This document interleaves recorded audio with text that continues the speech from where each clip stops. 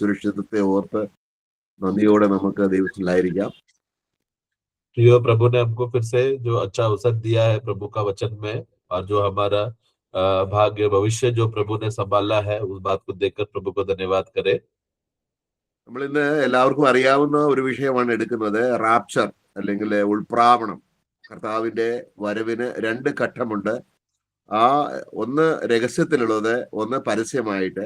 പരസ്യമായിട്ട് വരുന്നത് യഹൂദനും, രഹസ്യത്തിൽ വരുന്നത് സഭയ്ക്കും വേണ്ടിയാണ്. അപ്പോൾ സഭയ്ക്ക് വേണ്ടി വരുന്നതിനോടുള്ള ബന്ധത്തിലാണ് റാപ്ചർ അല്ലെങ്കിൽ ഉൾപ്രാവണം എന്ന് ഉദ്ദേശിക്കുന്നത്. तो आज का विषय हम लोग सब लोग उस विषय को जानते हैं, उस विषय को हम लेंगे। उसका नाम है रैप्चर करके, या मंडली का उठा लिया जाना। प्रभु का आगमन जो है 2 भागों में है। एक है रहस्य आगमन, जो प्रभु अपना कलीसिया मंडली को उठा के ले जाएगा, और उसके बाद प्रकट आगमन, जहाँ पर सारे यहूदियों को बचाने के लिए वो आता है। उसमें आज हम लोग उस कलीसिया के विषय में, मंडली के विषय में, उठा ले जाने के विषय में अभ्यास कर रहे हैं। നമ്മുടെ സഭയുടെ ഏറ്റവും അടിസ്ഥാന നട്ടെല്ല് എന്ന് പറയുന്നത് കർത്താവ് വിളിച്ചു വേർതിരിച്ച മക്കളെ ഈ ഭൂമുഖത്തു നിന്ന് എടുത്ത് മധ്യാകാശത്തിലേക്ക് കൊണ്ടുപോയി കർത്താവ് അതിനുവേണ്ടി വരുന്നു, അല്ലെങ്കിൽ അതിനുവേണ്ടി ലോകത്തെ മുഴുവൻ പ്രിപ്പയർ ചെയ്യുന്നു എന്നുള്ളത് നമ്മുടെ ഭാഗ്യകരമായ പ്രത്യാശയാണ്. और एक विश्वासियों का सबसे बड़ा भाग्य, आशा और खुशी की बात यह है कि प्रभु पूरा दुनिया को इस रीति से तैयार कर रहा है ताकि मंडली उठा लिया जाए, कलीसिया उठा लिया जाए। അപ്പോൾ വചനത്തിൽ കർത്താവ് കള്ളനെ പോലെ വരും എന്ന് ഉദ്ദേശിക്കുന്നത് കർത്താവ് രഹസ്യവരവിനെ കുറിച്ചാണ്. പരസ്യമായിട്ട് വരുന്നതിനുള്ള ബന്ധത്തിൽ നമുക്കറിയാം, ഹെർമോദോ യുദ്ധത്തിന്റെ അവസാന സമയത്ത് യഹൂദന്മാരെ രക്ഷിക്കാനായിട്ട് കർത്താവ് ഇറങ്ങി വരുന്ന അതിന്റെ അന്ത്യകാല സംഭവങ്ങളോടുള്ള ബന്ധത്തിൽ കർത്താവ് ഒരുപാട് സൂചനകൾ തന്നിട്ടുണ്ട്. എന്നാൽ റാപ്ചറിനെ കുറിച്ച് കർത്താവ് എങ്ങും പറഞ്ഞിട്ടില്ല. അത് അപ്പോസ്തലന്മാരിലൂടെയാണ് അത് വെളിപ്പെടുത്തിയിരിക്കുന്നത്. तो प्रभु का जब आगमन के विषय में बोलते समय में, चोर के नाई आएंगे करके जब बोलते समय में, या गुप्त रीति से आएगा, रहस्य से आएगा, वो कलीसिया के लिए है, मंडली के लिए है। लेकिन प्रकट आगमन के विषय में बोलते समय में सब लोग उसको देख सके, सबके सामने होने का विषय में है वो प्रकट आगमन को बोलते हैं, जो यहूदियों के लिए है, बचाने के लिए आता है, जो यीशु ने स्वयं बहुत बार वचनों को देकर उस विषय में बताया। लेकिन रहस्य आगमन के विषय में प्रभु ने बताया नहीं था, क्योंकि वो प्रेरितों के द्वारा वो प्रकट हुआ है। അപ്പോൾ അതിനെക്കുറിച്ച് പൗലോസ് ആദ്യം പറഞ്ഞു തുടങ്ങുന്നത് ഒരു ഒരു മർമ്മമായിട്ടാണ്. അത് നമുക്ക് ആ വാക്യം വായിക്കാം. നമ്മള് 1 കൊരിന്ത്യർ 15-ാം അധ്യായത്തിന്റെ 50-51 വാക്യങ്ങൾ നമുക്ക് വായിക്കാം. पहला कोरिन्थी 15 अध्याय का 50 और 51 में पढ़ते समय में, प्रभु का आगमन के विषय में बोलते समय में वो एक भेद है करके वहां पर वचन कहता है। സഹോദരന്മാരെ, മാംസരക്തങ്ങൾക്ക് ദൈവരാജ്യത്തെ അവകാശമാക്കാൻ കഴിയുകയില്ല, ദ്രവത്വം അദ്രവത്വത്തെ അവകാശമാക്കുകയില്ല എന്ന് ഞാൻ പറയുന്നു. ഞാനത് മർമ്മം നിങ്ങളോട് പറയാം. നാം എല്ലാവരും നിദ്ര കൊള്ളുകയില്ല. എന്നാൽ അന്ത്യകാഹളനാദത്തിങ്കൽ പെട്ടെന്ന് കണ്ണിമയ്ക്കുന്നതിനിടയിൽ നാം എല്ലാവരും രൂപാന്തരപ്പെടും. കാഹളം ധ്വനിക്കും, മരിച്ചവർ അക്ഷയരായി ഉയർക്കുകയും നാം രൂപാന്തരപ്പെടുകയും ചെയ്യും. ഓക്കെ. അപ്പോൾ ഇത് മർമ്മം എന്ന് പറയുന്നത് കർത്താവ് അത് പരസ്യമായിട്ട് തന്റെ ശുശ്രൂഷയിൽ അത് വെളിപ്പെടുത്തിയിരുന്നില്ല. യഹൂദന്മാരുടെ വരവിനെ കുറിച്ച് ഒരുപാട് പറഞ്ഞിട്ടുണ്ട്. മത്തായി സുവിശേഷം 24, 25 അധ്യായങ്ങളെല്ലാം യഹൂദനെ രക്ഷിക്കുന്നതിനുള്ള ബന്ധത്തിൽ പറഞ്ഞിട്ടുള്ളത് കൊണ്ട് അത് മർമ്മമല്ല, അത് വെളിപ്പെട്ടതാണ്. എന്നാൽ വിശുദ്ധന്മാർക്ക് വേണ്ടി രഹസ്യത്തിൽ വരുന്നത് ഒരു രഹസ്യമാണ്. അത് കർത്താവിന്റെ ഹൃദയത്തിലുള്ളത് അപ്പോസ്തലന്മാരിലൂടെ, വിശേഷാൽ പൗലോസിലൂടെ അത് വെളിപ്പെടുത്തി ആ മർമ്മം. അപ്പം ഇതൊരു മർമ്മമാണ്, ഇത് വെളിപ്പെടുത്തിയിരിക്കുകയാണ്. ഇത് സഭയ്ക്ക് വേണ്ടി മാത്രമുള്ളതാണ്. നമ്മളെ ഓരോരുത്തരെയും ബാധിക്കുന്ന വിഷയമാണ്. നമുക്ക് ഓരോരുത്തർക്കും കർത്താവ് കരുതിയിരിക്കുന്നത് നമുക്ക് നമ്മുടെ ശരീരം ഇത് ശരീരം എന്ന് പറയുന്നത് ദ്രവത്വമുള്ളത്, അതായത് പാപശരീരം എന്നതിനേക്കാൾ നമ്മുടെ ശരീരം വളരെ ബലഹീനമാണ്, ദുർബലമാണ്, തൽക്കാലത്തേക്കേ ഉള്ളൂ, അല്ലെങ്കിൽ അതൊരു 60-70 കൊല്ലത്തെ ഗ്യാരണ്ടി ഉള്ളു. അപ്പം ആ ശരീരത്തിന് ഒരു നിത്യത കിട്ടുന്ന ആ ഒരു സ്ഥിതിവിശേഷത്തിലേക്ക് നമ്മളെ കൊണ്ടുവരികയും അങ്ങനെ നിത്യശരീരം, യേശുവിനെ പോലെ ശരീരം കിട്ടി ഇവിടുന്ന് ഭൂമിയിൽ നിന്നും നമ്മൾ റാപ്ചർ ആകുകയാണ്, മേഘത്തിൽ എടുക്കപ്പെടുകയാണ്.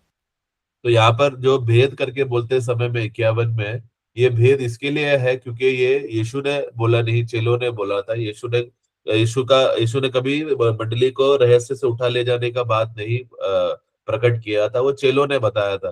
तो वो प्रभु का जब आगमन होते समय में जो गुप्त आगमन है वो सब लोग जानने वाला विषय था, परंतु ये जो भेद की बात है, ये छुपकर आने वाली बात है जो मंडली को उठा लिया जाएगा, जिसके वजह से आने की वजह से क्या होगा कि हमारा जो देह है वो रूपांतर हो जाएगा, क्योंकि हमारा जिस देह में हम जो जी रहे हैं 50 70 80 साल का ये जो उम्र वाला देह जो क्षय है, जो सड़ता है, उसमें से प्रभु उस अवस्था को हटाकर अमरता को लाकर अनंतता में पहुंचाने का जो बात को है, यहाँ पर रहस्य आगमन में हम लोग उठा लिए जाने का बात को कहता है।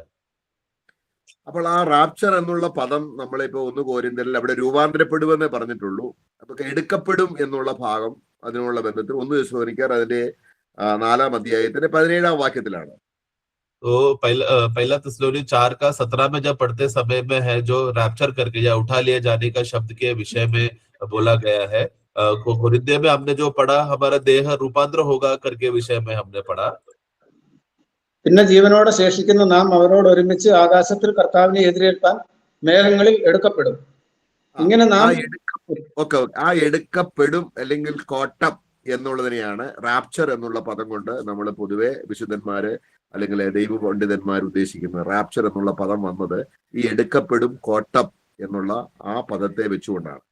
तो यहाँ पर जब 17 वाक्य में तब हम जो जीवित है और बचे हैं उनके साथ बादलों में उठा लिए जाएंगे, तो ये उठा लिए जाएंगे अंग्रेजी में कॉट अप करके जो शब्द है ये उठा लिए जाएंगे करके ये शब्द को आधार पर रखकर है रैप्चर करके जो शब्द उत्पन्न किया है या जो शब्द आता है.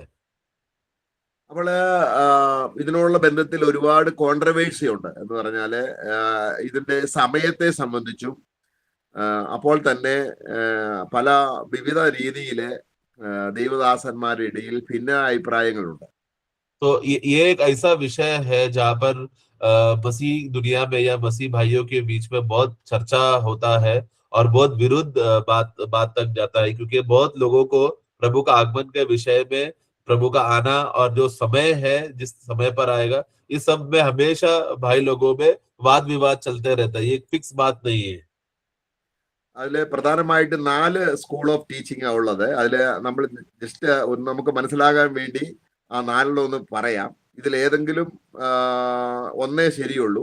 അപ്പൊ നമ്മൾ ഏതിനോടുള്ള ബന്ധത്തിലാണ് ചേർന്ന് നിൽക്കുന്നത് എന്നുള്ളതും കൂടെ അതിനോടുള്ള ബന്ധത്തിൽ നമുക്ക് ചിന്തിക്കാം. നമുക്ക് ഇതിന് വിരുദ്ധമായിട്ട് രീതിയിൽ ഏതെങ്കിലും നിലയിൽ ചിന്തിച്ചാലും കുഴപ്പമില്ല. കാരണം ഇത് വരാനുള്ള കാര്യങ്ങളോടുള്ള ബന്ധത്തിൽ ആയതുകൊണ്ട് അത് ചില ഭാവിപരമായ കാര്യങ്ങളിൽ ആയിരിക്കുന്നത് കൊണ്ട് അല്പം അഭിപ്രായ വ്യത്യാസങ്ങൾ ഉണ്ടാകുന്നത് കൊണ്ട് വിഷമമില്ല. എന്നാൽ നമുക്ക് അതിന്റെ ആ 4 തരത്തിലുള്ള കാറ്റഗറി ഉണ്ട്. അതാണ് നമ്മളൊന്ന് നോക്കുന്നത്. അത് ഏതെല്ലാം നിലയിലാണ് വിശുദ്ധന്മാരെ ഇത് പഠിപ്പിക്കുന്നത്.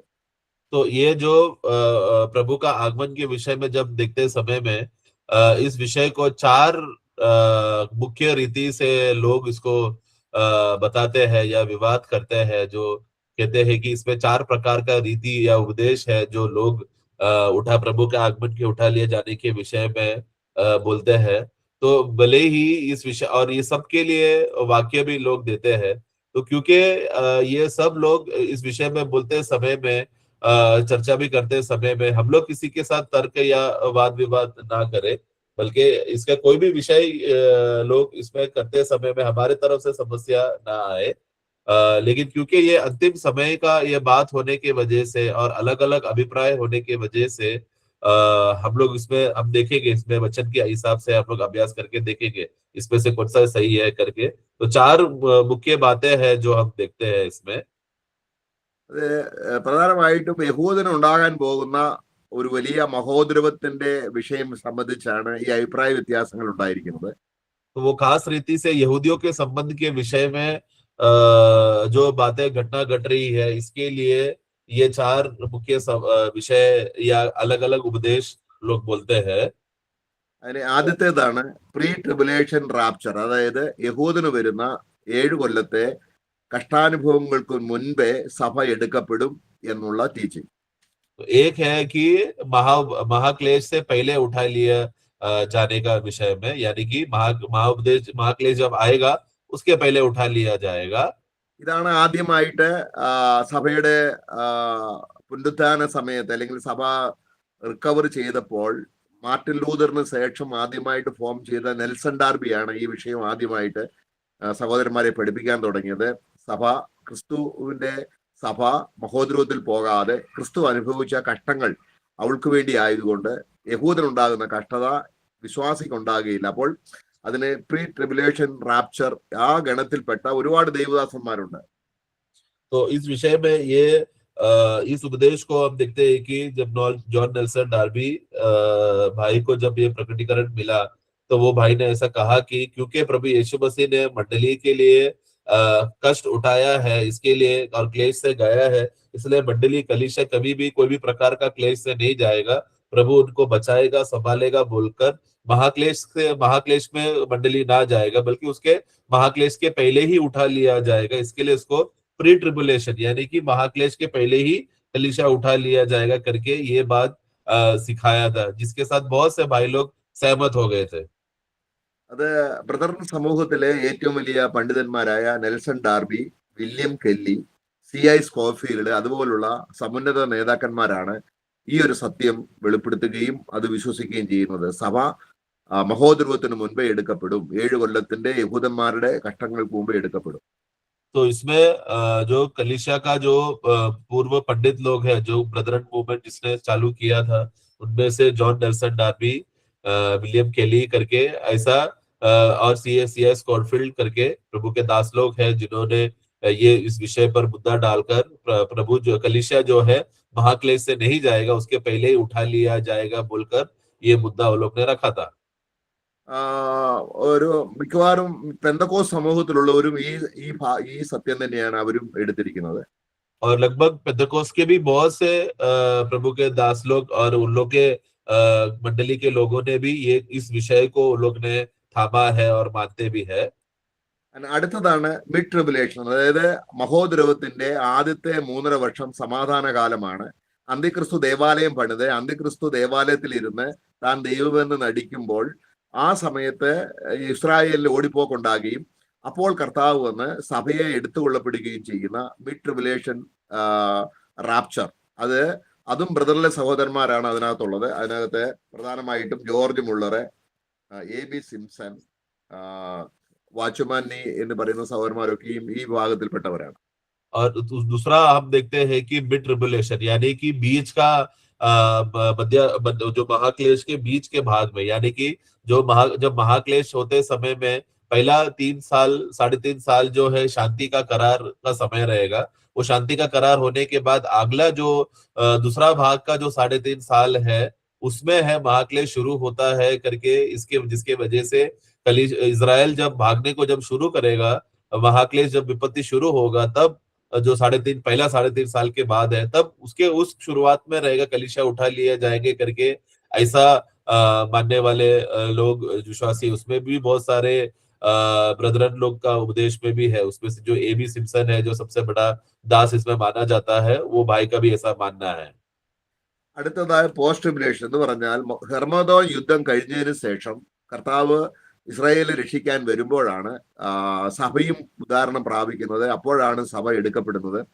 അപ്പൊ അതും ബ്രദറിലെ സഹോദരന്മാർ തന്നെയാണ് മെയിനായിട്ടുള്ളത്. പിന്നെ ഹഡ്സൺ ടൈലർ ഉണ്ട്, പിന്നെ റോബർട്ട് ചാപ്മാൻ എന്ന് പറയുന്ന വലിയൊരു ദേവദാസൻ, ബ്രദറിലെ വലിയൊരു ടീച്ചറാണ്. പിന്നെ കോവറ്റ്, പെമ്പർ, PM പാൻഡൻ, ഇവരും പഠിപ്പിക്കും. അപ്പം ഇവർ പറയുന്ന മഹോദ്രവം കഴിഞ്ഞ് അവസാന സമയത്ത് കർത്താവ് മഹത്വ പ്രത്യക്ഷതയിൽ വരും, രഹസ്യവരവില്ല, അപ്പോഴാണ് സഭ എടുക്കുന്നത്. അങ്ങനെ പഠിപ്പിക്കുന്ന ഒരു കൂട്ടരുണ്ട്. അപ്പം ഈ 3 കാര്യമാണ് പ്രധാനമായിട്ടും ഉള്ളത്.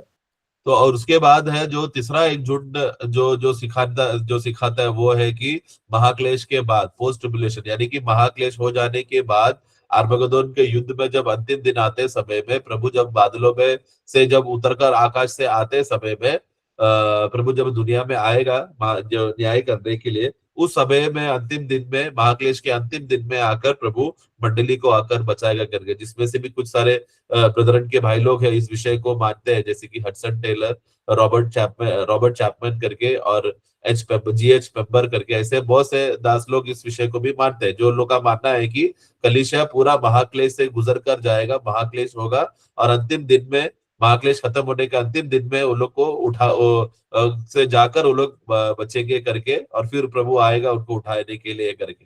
तो ये 3 है मुख्य बातें हैं, जो उपदेश है, जो खास रीति से दुनिया भर में ये कोई ना तो कोई भाई लोग ये 3 उपदेश को मानते हैं।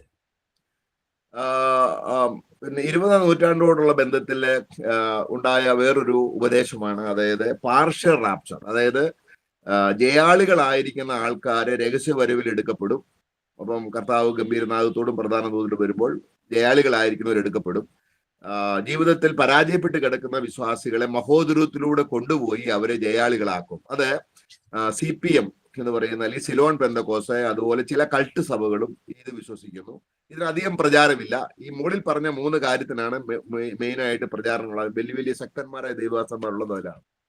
और फिर चौथा एक उपदेश जो आया, जो 20वां सदी में उठकर आया था, जिस पर कहते हैं कि पार्शल रैप्चर, यानी कि क्या आधा विश्वासी लोग उठा लिए जाएंगे। तो ये आधा विश्वासी लोग कौन है? जिन्होंने अपनी जिंदगी में जो जयवंत हो चुके हैं, उन लोगों को प्रभु पहला महाक्लेश से पहले उठा लेगा। उसके बाद बाकी के विश्वासी लोग, नया जन्म पाए वो लोग जिनका जयवंत नहीं हुआ है, उन लोगों को महाक्लेश से प्रभु लेकर जाएगा, और फिर महाक्लेश के द्वारा वो लोग जयवंत हो जाएंगे, फिर प्रभु आकर उनको बचाएगा करके ऐसा मानते हैं। जो भी जो अधिकतर पेंटेकोस्टल लोग इस विषय को भी मानते हैं, और जो कल्ट है, जो वचन के खिलाफ गलत उपदेश दिखाने वाले लोग हैं, जो इस विषय को ज्यादा मानते हैं, जिसका ज्यादा इस उपदेश का ज्यादा बल नहीं है, क्योंकि बहुत लोग इस विषय को नहीं मानते। परंतु जो पहला 3 जो उपदेश में था, यानी कि जो महाक्लेश के पहले, महाक्लेश के बीच में और महाक्लेश के बाद उठा लिया जाने का, ये 3 उपदेशों में बहुत से भाई लोग को ज्यादा अभिप्राय है। അപ്പോൾ നമുക്ക് ഇന്ന് നമ്മൾ പഠിക്കുന്നത് പാർഷ്യൽ റാപ്ചർ എന്ന ഒരു വിഷയം സംബന്ധിച്ച് അതിന്റെ ബലഹീനത വശങ്ങള് നമ്മൾ ഇന്ന് ചിന്തിക്കാമെന്ന് ആഗ്രഹിക്കുന്നു. അതിന്റെ സമയം ഉണ്ടെങ്കിൽ അതിന്റെ സമയം സംബന്ധിച്ചുള്ള വിഷയം ചിന്തിക്കാം. അപ്പോൾ ആദ്യം നമുക്ക് പാർഷ്യൽ തിയറി, അല്ലെങ്കിൽ പാർഷ്യലായുള്ള റാപ്ചർ, കുറച്ച് വിശ്വാസികൾ എടുക്കപ്പെടും, കുറച്ച് വിശ്വാസികളെ മഹോദരത്തിലൂടെ വിടും. അപ്പം ജയാളികളായിരിക്കുന്നവർ, അല്ലെങ്കിൽ ആത്മീയരല്ലാത്ത വിശ്വാസികളെ ആത്മീയരാക്കാൻ വേണ്ടി ഘട്ടങ്ങളിലൂടെ വിട്ട് അവരെ ആത്മീയരാക്കുന്നു. അങ്ങനെ ഒരു നിലയിൽ ചിന്തിക്കുന്നതിന്റെ പരാജയ വശങ്ങളെ നമ്മൾ അല്പം ഒന്ന് ചിന്തിക്കാൻ ആഗ്രഹിക്കും. तो आज का जो जितना समय बचा है उसमें यो पार्शल रैप्चर, यानी कि आधा विश्वासी लोग उठा लिया जाएंगे, बाकी आधा लोग महाक्लेश से जाएंगे करके, उस विषय का रैप्चर के विषय में, उसमें जो नेगेटिव बात है, या उसमें ये क्यों ये आधा विश्वासियों का रैप्चर गलत है, किस किस विषयों में ये गलत है करके, उस विषय में हम थोड़ा अभ्यास करेंगे। अगर समय मिला तो अंतिम में रैप्चर का सही समय कब होगा करके हम देखेंगे, अगर समय रहेगा तो। परंतु अब हमें जितना समय मिला है उतना समय हम लोग विश्वासी लोग, जो आधा लोग उठा लिए जाएंगे और आधा लोग महाक्लेश से जो प्रभु ने उनको आत्मिक अवस्था दिया है, उस आत्मिक अवस्था को पूरा कर कर ही महाक्लेश से लेकर जाएंगे करके, उस बातों का नेगेटिव बात है, यानी कि ये क्यों ये मुमकिन नहीं है करके उस बात को हम देखेंगे। അപ്പോൾ അപ്പോസ്തലനായ പൗലോസിനാണ് ഈ കാര്യത്തിന്റെ കൃത്യമായ വെളിപ്പെടുത്തല് ലഭിച്ചത്. तो प्रेरित पौलुस था जिसको ये उठा ले जाना या रैप्चर, मसीह मंडली का रहस्य रीति से उठा ले जाने का जो प्रकाश है, ज्यादा करके प्रेरित पौलुस को इसका मिला। അപ്പോൾ നമുക്ക് നേരത്തെ വായിച്ച 1 കൊരിന്ത്യർ 15-ാം അധ്യായത്തിന്റെ 11-ാം വാക്യത്തിൽ ആ വാക്യം നമ്മൾ അങ്ങനെ വായിക്കുന്നു. पहला कोरिन्थी 15:11 ഞാനൊരു മർമ്മം നിങ്ങളോട് പറയാം. നാം എല്ലാവരും എതിർകൊള്ളുകയില്ല, എന്നാൽ അന്ത്യകാഹളത്തെങ്കിൽ പെട്ടെന്ന് കണ്ണിമയ്ക്കുന്നതിനിടയിൽ നാം എല്ലാവരും രൂപാന്തരപ്പെടും. അപ്പോൾ ഈ നാം എല്ലാവരും രൂപാന്തരപ്പെടും എന്ന് പറയുമ്പോൾ, കൊരിന്ത സഭയിൽ ദൈവദാസൻ സ്ഥാപിച്ച കൊരിന്ത സഭയിൽ എല്ലാവരും ജയാളികളായിരുന്നില്ല. അപ്പോൾ അങ്ങനെ ജയാളികളല്ലാതിരുന്ന ഈ സഭയിൽ നാം എല്ലാവരെയും പൗലോസിനെ ചേർത്ത് പറയുമ്പോൾ പാർഷ്യൽ റാപ്ചർ എന്നൊരു കാര്യമില്ല. എല്ലാ വിശ്വാസികളെയും ദൈവം, അതിനെ ജയാളിയാണെങ്കിലും തോറ്റാളാണെങ്കിലും, റാപ്ചറിന്റെ സമയത്ത് ടുഗദർ, അതായത് നമ്മളെ ഒരു വാക്യം നമുക്ക് വായിക്കാം. അതായത് 1 തെസ്സലോനിക്കർ അതിന്റെ 4:17 വാക്യം, ടുഗദർ എന്നൊരു പദമുണ്ട്. पहला कोरिन्थी 15 का जब 51 वाक्य जब हम लोग पढ़ते समय में, वहां पर पौलुस जब जो शब्द जो इस्तेमाल करता है, उसको हम देखते समय में कि देखो मैं तुमसे एक भेद की बात कहता हूँ कि हम सब जो जो नहीं सोए हैं परंतु सब बदल जाएंगे करके लिखा है। तो देखो वहां पर पौलुस कोरिन्थिय मंडली को जब ये खत लिखते समय में पौलुस को कोरिन्थिय मंडली का अवस्था जानता था कि कोरिन्थिय मंडली के सब विश्वासी लोग जयवंत लोग नहीं है और बहुत से विश्वासी लोग हारे हुए विश्वासी है। तो ये बात मालूम होने के बाद भी तो भी पौलुस कैसा बोलता है देखो कि हम सब उठा लिया जाएगा, मतलब प्रभु का आगमन होते समय में भले विश्वासी जयवंत हो या ना हो, हारा हो या ना हो, सब विश्वासी लोग नया जन्म पाए हुए विश्वासी लोग एक ही साथ तुरैया फूंकने में उठा लिया जाने का बात का भेद यहाँ पर बता रहा है। तो इसीलिए कि आधा विश्वासी लोग पहला उठा लिया जाएगी और फिर आधा विश्वासी बाद में महाक्लेश के बाद उठा लिया जाएगा करके जो बोलना वो उपदेश वो एकदम गलत है, क्योंकि वो सहयोग वचन से सहयोग नहीं करता। हम लोग जब पहला थिस्सलुनी उसका 4:17 पढ़ते समय में वहां पर हम पढ़ते हैं അതിന്റെ 17-ാം വാക്യത്തിൽ വായിക്കുകയാണ്, ജീവനോട് ശേഷിക്കുന്ന നാം ഒരുമിച്ച് അവരോട് ഒരുമിച്ച്. അപ്പോൾ ഇവിടെ പറയുകയാണ് എല്ലാ വിശ്വാസികളും ഉയർത്തെഴുന്നേൽക്കും.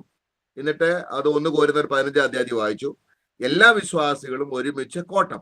അപ്പൊ ഈ രണ്ട് പദങ്ങളും പൗലൂസ് പറയുന്നത് കൊണ്ട് താൻ ഈ രണ്ട് ഭാഗത്തും അല്ല ജയാളികൾ മാത്രം ഉയർത്തെഴുന്നേൽക്കും, ജയാളികൾ മാത്രം എടുക്കപ്പെടും എന്ന് പറയേണ്ട സ്ഥാനത്ത് അദ്ദേഹം അത് പറഞ്ഞില്ല. അപ്പം പൗലോസിന് വെളിപ്പെടാത്ത ഒരു കാര്യമാണ് കാലാന്ത്യത്തിൽ വന്നപ്പോൾ ചില സഹോദരന്മാർക്ക് അങ്ങനെ തോന്നുകയും അവരത് പഠിപ്പിക്കുകയും ചെയ്തത് പാർഷ്യൽ തിയറി. तो इसके लिए और पहला थिस्सलुनी 4:17 में पढ़ते समय में हम देखते हैं कि हम सब जो जीवित है और बचे हैं उनके साथ बादलों में उठा लिया जाएंगे। तो उनके साथ बोलते समय में किनके साथ, जो ऑलरेडी उठा लिए जाते समय में हम सब लोग करके जो कोरिन्थियों में हमने पढ़ा हम सब उठा लिया जाएंगे, हम सब साथ में उठा लिया जाएंगे है थिस्सलुनी के पुस्तक में भी हम पढ़ते हैं। इस रीति से कोरिन्थियों में थिस्सलुनियों में पौलुस जब उठा लिया जाने का विषय को मुद्दे को जब बोलते समय में उन दिनों में वो एकदम स्पष्ट था कि नया जन्म पाए हुए हर एक विश्वासी लोग साथ में उठा लिए जाएंगे, भले वो जयवंत हो या ना हो, वो लोग सब नए जन्म के द्वारा सब साथ में उठा लिए जा रहे हैं। तो पौलुस ने जिसको ये ज्यादा उठा लिया जाने का उपदेश जो पौलुस को प्रभु से मिला था उन दिनों में उन्होंने स्पष्ट रीति से वो जानकर कहा कि सब उठा लिया जाएंगे। उन्होंने नहीं सिखाया है कि आधा विश्वासी जो जयवंत है उठा लिया जाएगी और जो जयवंत नहीं है महाक्लेश से जाएंगे करके, ये पौलुस ने नहीं सिखाया, बल्कि ये 20वीं सदी में आया हुआ उपदेश है। तो पौलुस ने जो ना सिखाया हुआ बात है जो लोग अभी इसको सिखाते हैं पार्शल रैप्चर या आधा लोग उठा लिया जाने का उपदेश। അപ്പൊ നമുക്ക് പൗലൂസോട് പറയുകയാണ് പാർഷ്യൽ തിയറിക്കാർ പറയുന്നത് ആത്മീയരായിരിക്കുന്നവർ മാത്രമേ ഉയർത്തെഴുന്നേൽക്കുകയുള്ളൂ അല്ലെങ്കിൽ റാപ്ചർ കോട്ടപ്പാകത്തുള്ളൂ, മറ്റുള്ളവരെ മഹോദരത്തിലൂടെ. അങ്ങനെയാണെങ്കിൽ ഏത് കാലഘട്ടത്തിലും ബലഹീനരായ അല്ലെങ്കിൽ ജഡികരായ വിശ്വാസികളുണ്ട്. അപ്പോൾ അവര് ഈ ജയാളികൾ ഉയർക്കുമ്പോൾ അവർ ഉയർക്കത്തില്ല. അപ്പൊ അവർക്ക് കഷ്ടങ്ങളിലൂടെ പോയി ജയാളിയാകാൻ ഒരു ചാൻസ് കിട്ടുന്നില്ല. അപ്പൊ അത് ദൈവത്തിന്റെ സന്നിധിയിൽ നീതികേടാണ്. അപ്പൊ അതുകൊണ്ട് ആ ഒരു വാദത്തെ ദുർബലമാക്കുന്ന രീതിയിലുള്ള നിലയിലാണ് തിരുവചനം നമുക്ക് വ്യക്തത കാണിച്ചു തരുന്നത്. तो जो लोग ये सिखाते हैं कि आधा विश्वासी लोग उठा लिए जाएंगे और बाकी आधा महाक्लेश से जाएंगे करके बोलते समय में हम लोग जरा इतना काल समय का 2000 साल का विश्वासियों का इतिहास को हम देखते समय में हर एक साल हर एक समयों में हम लोग शारीरिक विश्वासी लोग आए दुनिया में थे, जो विश्वासी, क्योंकि उनका मानना था कि सिर्फ आत्मिक लोग ही उठा लिए जाएंगे करके सिखाते हैं ये लोग, जो आधा वो विश्वासी लोग उठा लिए जाए। तो जो आत्मिक थे वो लोग ही उठा लिए जाएंगे, जो आत्मिक नहीं है वो लोग महाक्लेश से जाएंगे।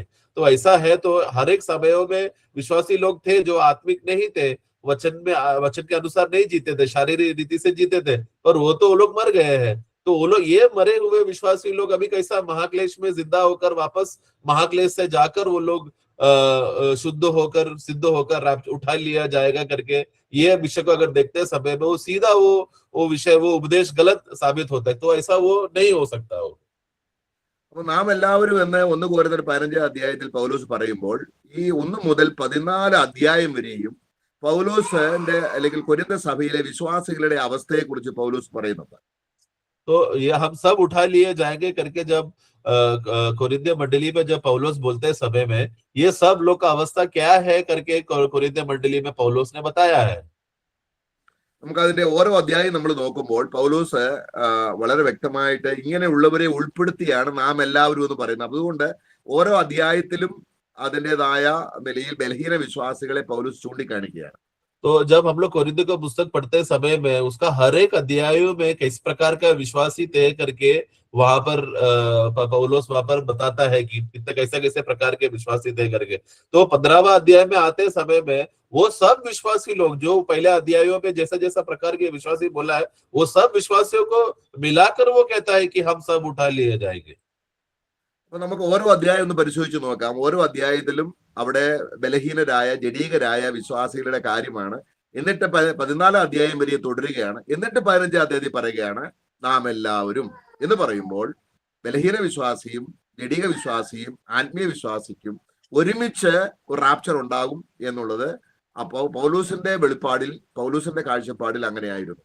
तो हम लोग अगर हर एक अध्याय को हम लोग पढ़ते समय में वहां पर हम देखते हैं कि किस किस प्रकार के विश्वासी है। 14 अध्याय तक पढ़ते समय में एक एक विश्वासियों को हम देखते हैं कि किस प्रकार वो लोग शारीरिक विश्वासी लोग थे कोरिन्थियों मंडली में। और फिर 15वां अध्याय में आकर पौलोस कहता है कि हम सब उठा लिए जाएंगे। तो इससे एक बात मालूम पड़ता है कि पौलोस जब बोलते समय में हम सब उठा लिए जाएंगे, उनका मन में यही था कि हर एक विश्वासी भले वो आत्मिक हो या ना हो, जयवंत हो या ना हो, वो सब उठा लिए जाएंगे करके ये उद्देश्य में पौलोस बात कर रहा था।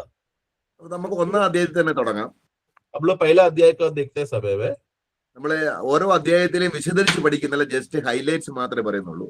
हर एक अध्याय को ध्यान से हम लोग अभ्यास नहीं कर रहे, बस ऊपर ऊपर से हम लोग अध्याय को देखकर हम पढ़ रहे हैं। നമുക്ക് ഒന്നാം അധ്യായത്തിന്റെ 11-ാം വാക്യം ഒന്ന് വായിക്കാം. पहला अध्याय का 11वां वाक्य में हम देखते हैं, നിങ്ങളുടെ ഇടയിൽ പിണക്കമുണ്ടെന്ന് ക്ലോവയുടെ ആളുകളാൽ എനിക്ക് അറിവ് കിട്ടിയിരിക്കുന്നു. നിങ്ങളിൽ ഓരോരുത്തരും അപ്പം ഇവിടെ ഒന്നാം അധ്യായത്തിൽ എന്താ പറയുന്നത്? നിങ്ങളുടെ ഇടയിൽ പിണക്കമുണ്ട്, നിങ്ങളുടെ ഇടയിൽ എന്തുണ്ട്? ഭിന്നതയുണ്ട്. അതിന്റെ 10-ാം വാക്യത്തിലുണ്ട് നിങ്ങളുടെ ഇടയിൽ ഭിന്നതയുണ്ട്. അപ്പം ഭിന്നത ഭവിക്കാതെ അപ്പോൾ അവിടെ ഒന്നാം അധ്യായത്തിൽ തന്നെ പൗലോസ് പറയുകയാണ് ഇവർ ആത്മീയ ഗണത്തിൽ എല്ലാവരും എത്തിയിട്ടില്ല, അവരിപ്പോഴും ബലഹീനരാണ്, ഭിന്നതയുണ്ട്, വഴക്കുണ്ടാക്കുന്നുണ്ട്.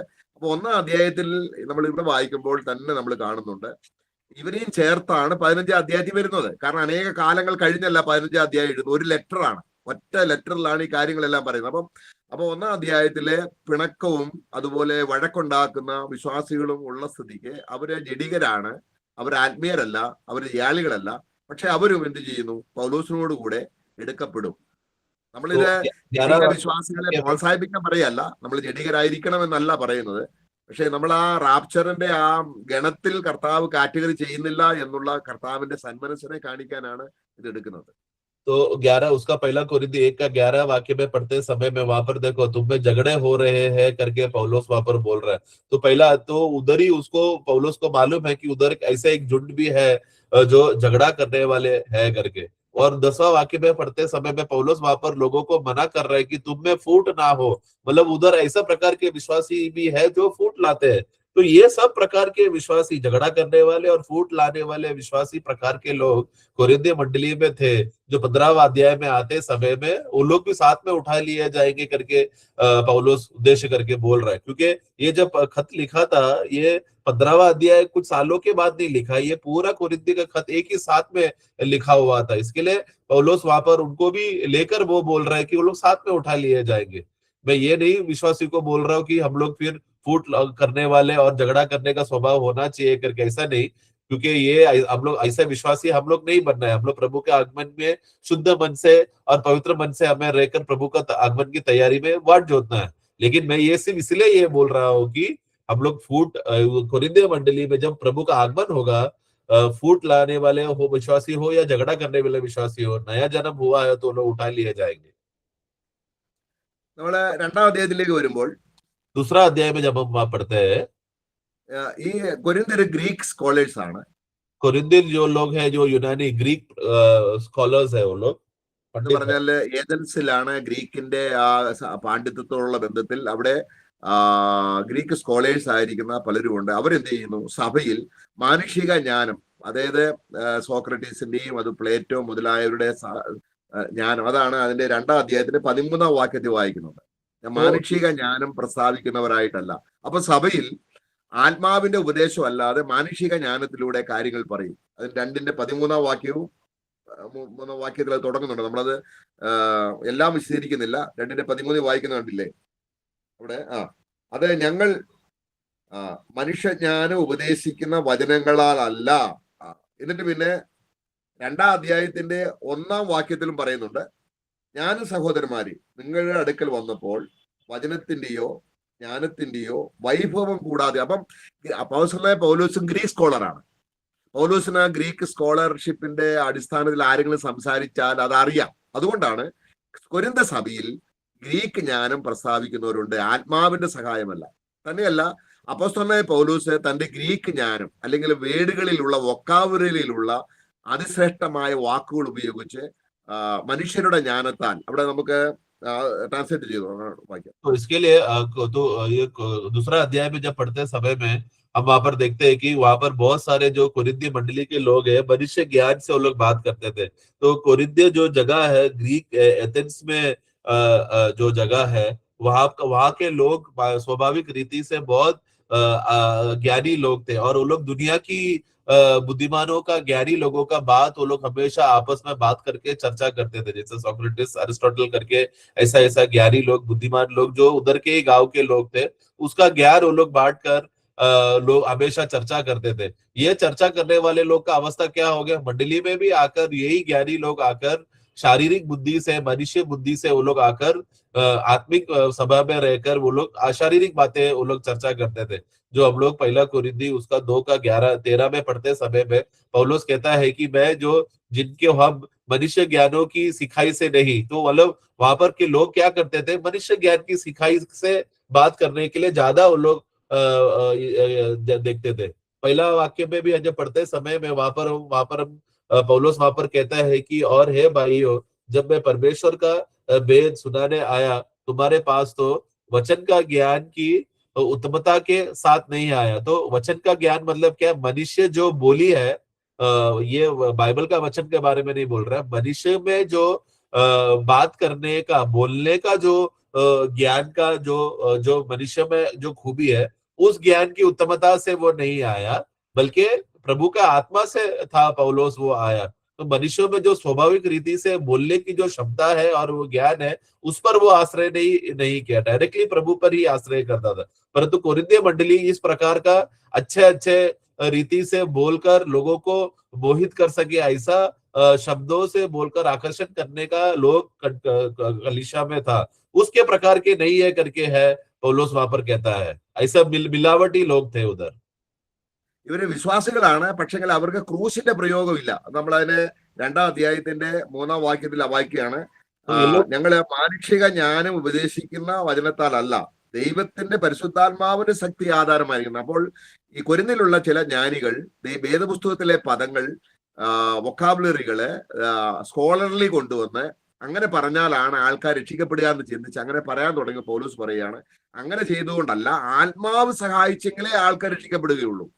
तो उधर के लोग जो है क्योंकि वो लोग बहुत ज्ञानी होने की वजह से वो लोग के मुंह से निकला हुआ बोली और शब्दों से वो लोग लोगों को आकर्षण करके बात करते थे। क्रूस का कथा, क्रूस का संदेश से वो लोग दिलचस्पी नहीं थे, क्रूस की बातें वो लोग नहीं करते थे। इसलिए पौलुस वहां पर 2:4 में पढ़ते समय में पौलुस वहां पर कहता है कि मेरा वचन और मेरा प्रचार में ज्ञान की लुभाने वाली बातें नहीं, परंतु आत्मा और सामर्थ का प्रमाण था। तो पौलुस जब उनके बीच में आया तो प्रभु का क्रूस का संदेश आत्मा से भरकर लोगों को सच्चा वचन देकर, आत्मिक वचन देकर वो लोग उद्धार का रास्ता वो लोग बताते थे। परंतु कोरिन्थीय मंडली के लोग आगे चलकर क्या हो गया, क्योंकि वो लोग शारीरिक ज्ञानी होने की वजह से वो लोग को क्या लगा, वो लोग विश्वासी थे, नया जन्म पाए थे, उन लोग को लगा कि अगर हम लोग थोड़ा अच्छा शब्द बोलकर, थोड़ा अच्छा बोली बोलकर अगर हम लोग लोगों के सामने बात करेंगे तो लोग उद्धार पाएंगे और हमारा बोली से वो लोग उत्तेजित हो जाएंगे। ऐसा सोचकर वो लोग अपना बोलियों को और अपने शब्दों को वो लोग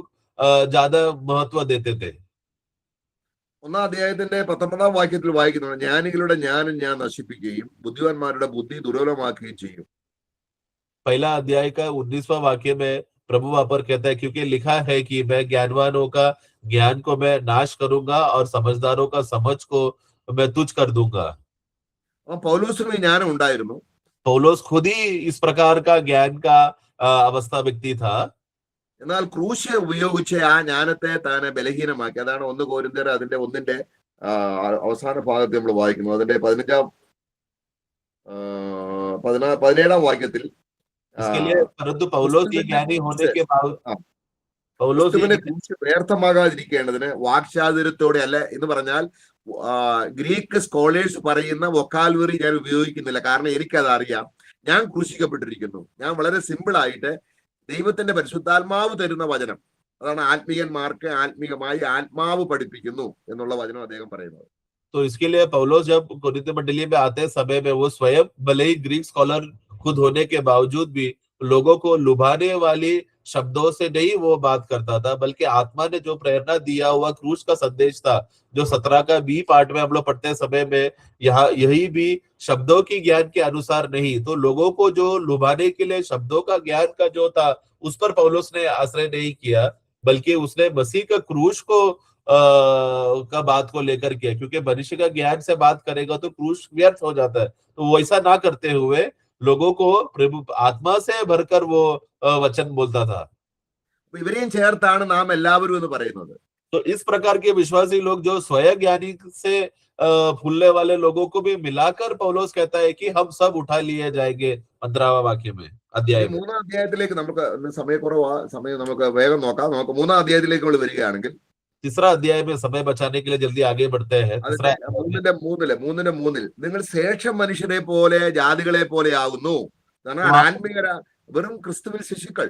3-ാം അധ്യായത്തിന്റെ 3-ാം വാക്യങ്ങൾ വായിക്കുമ്പോൾ 3 का 3 में हम पढ़ते हैं कि तुम लोग साधारण मनुष्य की रीति से चाल चलने वाले लोग हैं, यानी कि उन लोग शारीरिक विश्वासी लोग वो बन चुके हैं जो स्वाभाविक मनुष्यों के समान स्वभाव दिखाते हैं। 3-ന്റെ 1 വായിക്കുകയാണ്, എന്നാൽ സഹോദരന്മാരെ നിങ്ങളോട് എനിക്ക് ആത്മീയന്മാരോട് എന്ന പോലെ അല്ല, പിന്നെ എങ്ങനെയാണ് ജഡീകന്മാരോട് എന്ന പോലെ. അപ്പോൾ ഈ ജഡീകന്മാരെ കൊരിന്ത് സഭയിലുണ്ട്. तो वहां पर पहला वाक्य में देखो, वहां पर पौलुस कहते हैं कि हे भाई मैं तुमसे इस रीति से बात ना कर पाया जैसा आत्मिक लोग हो। तो कोरिन्थीय मंडली के अधिकतर लोग आत्मिक लोग नहीं थे, परंतु जैसे शारीरिक लोगों से, यानी कि जो कोरिन्थीय मंडली के लोग कैसे थे, शारीरिक स्वभाव के विश्वासी थे, मतलब शारीरिक विश्वासी भी कोरिन्थीय मंडली में थे। അപ്പൊ നിങ്ങളുടെ ഇടയിൽ, അതിന്റെ 3-ന്റെ 3 വായിക്കുകയാണ്, നിങ്ങളുടെ ഇടയിൽ ഈർഷ്യയും പിണക്കവും ഇരിക്കെ നിങ്ങൾ ജഡീക മനുഷ്യരല്ലയോ. तो वहां पर पौलुस कहते हैं 3 का 3 में, इसके लिए कि तुम में डाह है, झगड़ा है, तो क्या तुम शारीरिक नहीं। അപ്പോൾ ഇങ്ങനെയൊക്കെ ഉള്ള വിശ്വാസികൾ കർത്താവ് വരുമ്പോൾ എടുക്കപ്പെടുത്തില്ലെങ്കിൽ ഇന്നത്തെ കാലഘട്ടത്തിൽ ഏത് വിശ്വാസി പോകും? तो अगर इस प्रकार के विश्वासी लोग प्रभु का आगमन में उठा लिया नहीं जाएंगे, ऐसा अगर लोग विश्वास करते हैं, तो आज के जमाने में फिर कौन सा विश्वासी फिर उठा लिया जाएगा? നാം എടുത്തുകൊള്ളപ്പെടും, പക്ഷെങ്കിൽ അവിടെ സിംഹാസനത്തിൽ നമ്മൾ ചോദ്യം ചെയ്യപ്പെടും. അത് വേറെ വിഷയം. നമ്മൾ എടുക്കപ്പെടുന്നതിന് നമ്മളെ സിംഹാസനത്തിൽ കർത്താവ് ജഡത്തിലുള്ള എല്ലാത്തിനെയും ചോദ്യം ചെയ്ത് നമ്മൾ ഒന്നുമില്ലാത്തവരായി, ഛേദം വന്നവരായി, നഷ്ടപ്പെട്ടവരായി ദുഃഖിക്കേണ്ട ഒരു സ്ഥിതി ഉണ്ടാവും. പക്ഷെങ്കിൽ എടുക്കപ്പെടുന്ന യോഗ്യതയെ കുറിച്ച് പറയുമ്പോൾ അതല്ല, കർത്താവ് ചെയ്ത പ്രവൃത്തിയെ രക്തം കൊടുത്ത് വിലയ്ക്ക് വാങ്ങിയതുകൊണ്ട് നമ്മുടെ പുനരുദ്ധാനത്തിൽ എല്ലാ വിശ്വാസികളെയും ഒരുമിച്ച് കൊണ്ടുപോകും എന്നുള്ള കർത്താവിന്റെ കൺസേൺ ആണ് പൗലോസ് ഇവിടെ വെളിപ്പെടുത്തുന്നത്. तो प्रियो, यहाँ पर मुद्दा इधर विषय ये है कि कौन सा प्रकार के विश्वासी लोग उठा लिए जाएंगे। देखो, सब प्रकार के नया जन्म पाए हुए हर एक विश्वासी लोग उठा लिए जाएंगे, लेकिन उठा लिए जाने के बाद क्या होगा? राज्य में वो लोग प्रवेश मुद्रा होने के बाद प्रभु के सामने उन लोग को सिंहासन में खड़ा कर प्रभु उनका न्याय करेगा, और उन लोगों ने जैसा जैसा आत्मिक जिंदगी उन लोग ने जिया है उसका हिसाब देकर उनको प्रतिफल देगा। परंतु जिसका काम जल जाएगा और उनका आत्मिकता उधर प्रकट नहीं हुआ है, हानि उन लोग को हानि होगा, ऐसे विश्वासी लोग, तो वो तो अलग बात है, वो तो उठा लिए जाने की बात है। तो हमारा यहाँ पर पॉइंट ये है कि कौन सा प्रकार के विश्वासी लोग उठा लिए जाएंगे। हर एक विश्वासी जिनका नया जन्म हुआ है वो लोग सब उठा लिए जाएंगे। ഇനി 4-ാം അധ്യായത്തിൽ വരുമ്പോൾ अध्याय 4 में हम पढ़ते हैं, ഈ ജഡീക ജ്ഞാനം ഉള്ളത് കൊണ്ട് മറ്റുള്ള വിശ്വാസികളിൽ നിന്ന് ഞങ്ങൾ പ്രഗത്ഭന്മാരാണെന്ന് ബോസ്റ്റ് ചെയ്യുന്ന അവസ്ഥ, പൗലോസിനേക്കാൾ ഞങ്ങൾ ശ്രേഷ്ഠരാണ്. അതിന്റെ 4-ാം അധ്യായത്തിന്റെ 6-ാം വാക്യം നമ്മൾ വായിക്കുമ്പോൾ, तो 4 का 6 में पढ़ते समय में ये जो ज्ञानी विश्वासी लोग थे, जो स्वयं ज्ञान में ज्यादा थे, वो ज्ञान में होने की वजह से वो लोग क्या करते थे? स्वयं ज्ञान में वो लोग अभिमानी होकर अपने ज्ञान में वो लोग घमंड करते थे। वो लोग इतना घमंड करते हैं कि बोलते हैं कि हम लोग प्रेरितों से भी और पौलुस से भी हम लोग बड़े हैं करके, ऐसा वो लोग घमंड करते थे। അപ്പൊല്ലോസ് എന്ന് പറയുന്ന സഹോദരനെയും പൗലോസിനെയും അവർ കമ്പയർ ചെയ്തു തുടങ്ങി. പൗലോസ് ഗ്രീക്ക് സ്കോളറാണ്, പക്ഷെങ്കിൽ താൻ ക്രൂശ് നിമിത്തം ഗ്രീക്കിന്റെ സ്കോളർഷിപ്പ് ഉപയോഗിക്കാതെ സാധാരണ നിലയിൽ സംസാരിച്ചു. എന്നാൽ അപ്പൊല്ലോസ് ഗ്രീക്കിലെ പല പദങ്ങൾ പറഞ്ഞപ്പോൾ അവിടെയുള്ള വിശ്വാസികൾ പറയാൻ തുടങ്ങി, അപ്പൊല്ലോസ് ആണ് പൗലോസിനേക്കാൾ ശ്രേഷ്ഠൻ എന്ന് പറഞ്ഞ് അപ്പൊല്ലോസിന്റെ പക്ഷം പിടിച്ച് അവർ ബോസ്റ്റ് ചെയ്യാൻ തുടങ്ങി. അതാണ് അതിന്റെ 6-ാം വാക്യത്തിൽ വായിക്കുന്നത്. तो 6 वाक्य में पढ़ते समय में 4 का 6 में वहां पर जब पौलोस और अपोल्लोस 2 भाई लोग वहां पर जब अलग अलग समयों पर आए थे, तो लोगों ने अपोल्लोस को वो लोग ने ज्यादा इज्जत देकर उसका बड़ाई करने लगे। क्यों? क्योंकि जब पौलोस जब आता था क्रूस का संदेश देने की वजह से वो अपने आप को नम्र और दीन कर कर वो वचन बांटता था, शब्दों का बड़ा बड़ा शब्द इस्तेमाल नहीं करता था। लेकिन अपोल्लोस कैसा था? अपोल्लोस जो स्वयं वो भी एक पंडित होने की वजह, स्कॉलर होने की वजह से वो ग्रीक शब्द ज्यादा बोलकर लोगों को जो वचन जब बोलते समय में